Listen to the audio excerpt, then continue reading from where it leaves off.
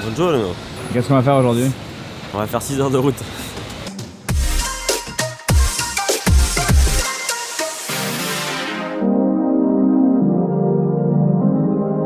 Salut à tous et bienvenue dans Grain.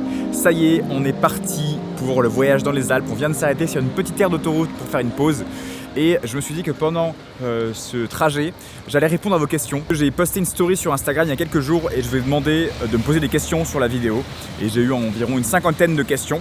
Du coup, on va en prendre quelques-unes et on va y répondre. Je crois que notre ami Pierre attend un appel. J'attends désespérément l'appel. L'appel de qui? Sony. Donc, Sony? Mais pourquoi faire? faire des vidéos super cool avec un matos super cool que j'utilise déjà. Bon, lui, vous le connaissez, du coup, vous l'avez déjà vu dans une vidéo.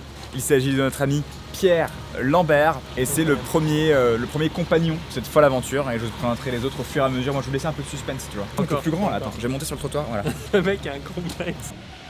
Comment ça va là-dedans? Ça va, allez, en route.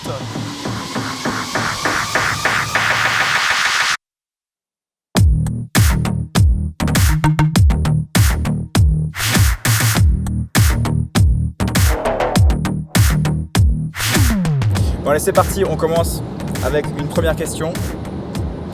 Question de Damien Lair. Quel est ton objectif favori? Alors moi, personnellement, mon objectif favori, c'est le 16-35, celui que j'utilise en ce moment pour faire toutes mes vidéos. Et c'est d'ailleurs ma plage focale préférée.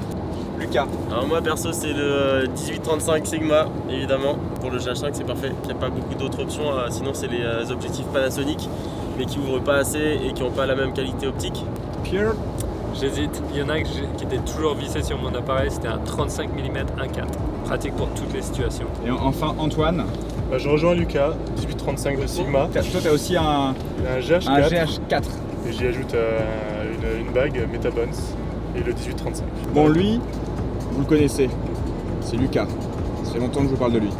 Lui, vous le connaissez aussi puisqu'on a fait une vidéo ensemble récemment sur TubeBuddy. Tube Party. Mais par contre, cet homme-là, vous ne le connaissez pas bien. Donc j'aimerais vous le présenter. Comment on pourrait te présenter, Antoine? Qu'un de tes potes, hein, Ouais. et j'aime la vidéo, tout comme toi. J'ai commencé avec un téléphone quand j'ai vécu à l'étranger et j'ai commencé à investir un peu avec du matos. GoPro, petit réflexe, le 600D de Canon. D'ailleurs, une vidéo D600. d'Antoine a cartonné sur YouTube, je tiens à le dire. Pendant un voyage aux Philippines, il a shooté. C'était à la GoPro? C'était à la GoPro principalement, ouais. Et combien de vues? Quasiment 300 000. Voilà, comme Ouais, ça, on peut pas mal. faire des vidéos amateurs avec une GoPro et faire énormément de vues. Impressionné ou pas? Très impressionnant. Et après, de fil en aiguille, tu m'as conseillé sur du Panasonic. Ouais. Aujourd'hui, j'ai un GH4. Le Gladcam, parce que je suis team Gladcam. Compliqué au début, mais C'est finalement, compliqué, mais là ça commence à tu venir. commences à vois. maîtriser? Ouais, ça commence à être pas mal, ouais, je te montrerai ça.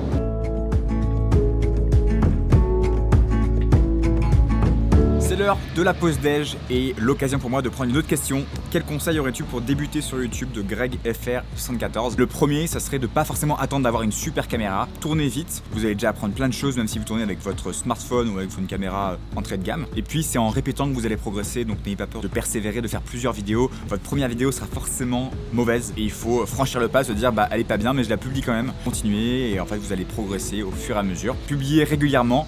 L'idéal c'est de commencer avec un rythme important, mais ça peut être bien aussi dans un premier temps de commencer avec une vidéo tous les mois ou une vidéo toutes les 2 semaines, puis ensuite une vidéo par semaine. Et comme ça, vous montez en puissance. Je trouve ça mieux que de publier une vidéo par jour pendant une semaine, puis plus rien pendant plusieurs mois. Essayez d'être consistant dans le temps. Je pense que c'est de bons conseils pour commencer sur YouTube. Donc là, on va faire une vidéo corpo pour McDonald's. Le concept ça s'appelle un végétarien mange chez McDonald's. Peut-il manger? Et nous sommes repartis sur la route. Nouvelle question de Sofiane MSD. Quel style de musique conseilles-tu pour un clip /vlog /voyage? Personnellement, pour mes vidéos YouTube, j'aime bien les musiques un peu électro. Et pour mes musiques de voyage, je suis plus folk. J'aime bien la musique indie folk. Donc je suis partagé vraiment entre ces deux inspirations-là. Et parfois, j'arrive à tout mêler, mais c'est assez rare. On va demander aux gens derrière moi ce qu'ils aiment. Antoine, par exemple, toi qui fais pas mal de vidéos de voyage. Ouais, moi je suis plus voyage, je vais plutôt apprécier aussi de la musique plutôt électronique mais qui va permettre de me transporter, de me faire voyager. J'aime beaucoup Odessa. Et d'ailleurs, juste un truc, j'ai utilisé une musique d'Odessa, on m'a posé la question dans ma vidéo de Bali, mais en fait j'ai bien les droits, hein. J'ai pas utilisé cette musique hors la loi, j'ai envoyé un message à Odessa pour leur demander s'ils étaient d'accord pour que j'utilise leur musique et ils m'ont dit oui, tu peux l'utiliser gratuitement. En revanche, c'est eux qui monétisent la vidéo. Donc voilà, j'ai bien les droits de cette musique. Donc si vous voulez utiliser une musique, envoyez un message à l'artiste ou alors passez par des sites de musique comme Musicbed, Artlist ou Epidemic Sound? Pierre? Ça varie, j'aime bien susciter des émotions. Il y a des musiques classiques qui arrivent vraiment à faire sortir des émotions chez les gens, je trouve. Mais un peu comme toi, dès que c'est voyage, etc., j'aime bien un truc upbeat, donne la pêche, qui te rend heureux. Et quand tu regardes la vidéo, tu fais « Ah, trop bien, j'ai envie d'aller là !»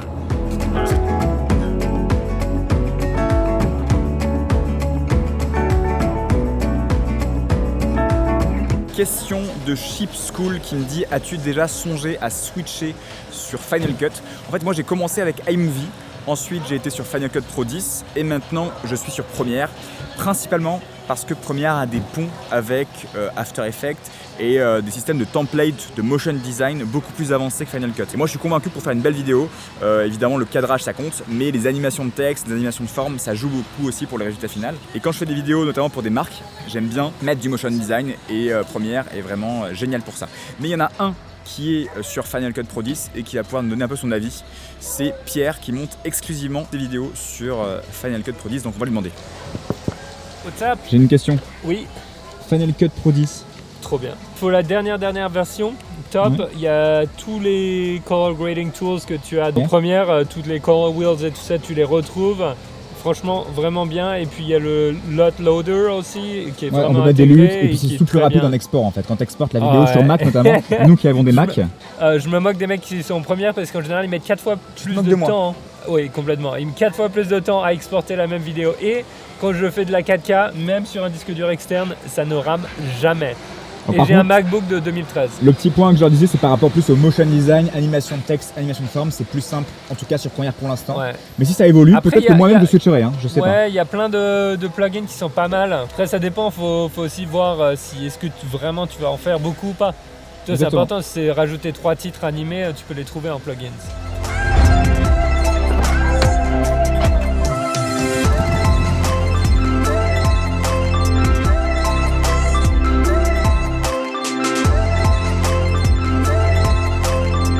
Bon les gars, on est arrivé? Ouais, bienvenue sur l'air d'auto. Non, on est encore sur une heure, on arrive d'environ 1 heure. Et j'en profite pour répondre à une question de Elliot qui me demande quand et comment j'ai pu gagner de l'argent dans la vidéo. À la base, j'avais un job qui n'avait rien à voir avec la vidéo, mais les gens de mon équipe savaient que je faisais de la vidéo. Du coup, j'en ai fait 1, 2, 3 gratuites au départ. Et puis ensuite, ils m'ont demandé plus. Et là, j'ai réussi à les facturer.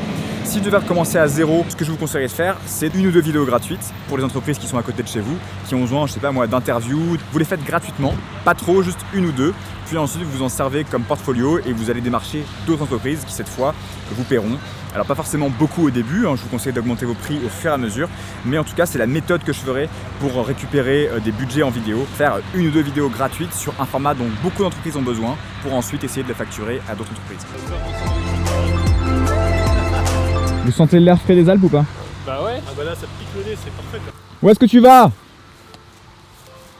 Pierre! Je crois qu'il y a un bon plan là-haut. Le mec a décidé de faire de l'alpinisme sur une aire d'autoroute.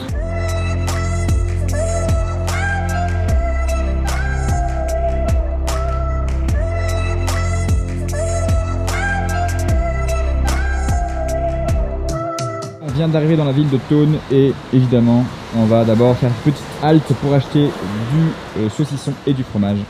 C'est parti.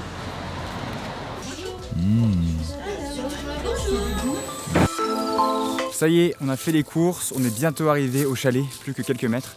Et ça me laisse le temps pour prendre une dernière question de Manuel qui dit peut-on commencer la vidéo avec une GoPro et non pas avec un appareil réflexe? La réponse est évidemment oui. Vous pouvez même commencer avec votre smartphone du moment qu'il y a des fonctionnalités de vidéo, possibilité de régler l'ouverture, la vitesse d'obturation, les ISO. Vous pouvez commencer à filmer. Il y a cette possibilité dans une GoPro, même si c'est pas très évolué. Et dans un smartphone, c'est aussi tout à fait possible avec des applications dédiées. Maintenant, je vous recommande dès que possible d'acheter un appareil à objectif interchangeable avec différentes focales. C'est comme ça que vous pourrez apprendre dans des conditions les plus propices la vidéo. Et voilà le chalet, nous y sommes. C'est très mignon tout ça. Et ben ça y est, on est presque arrivé au chalet, je vais vous laisser, je vais aller les aider à ranger les courses. En tout cas, j'espère que cette vidéo vous a plu et ce format réponse aux questions. Je continuerai à le faire à l'avenir plutôt sous forme de live. Je pense que je ferai le vendredi. Je vous tiens au courant de tout ça. Évidemment, si vous avez aimé la vidéo, vous pouvez laisser un petit like. Je vous dis à très vite et n'oubliez pas, sortez et faites des vidéos. Salut!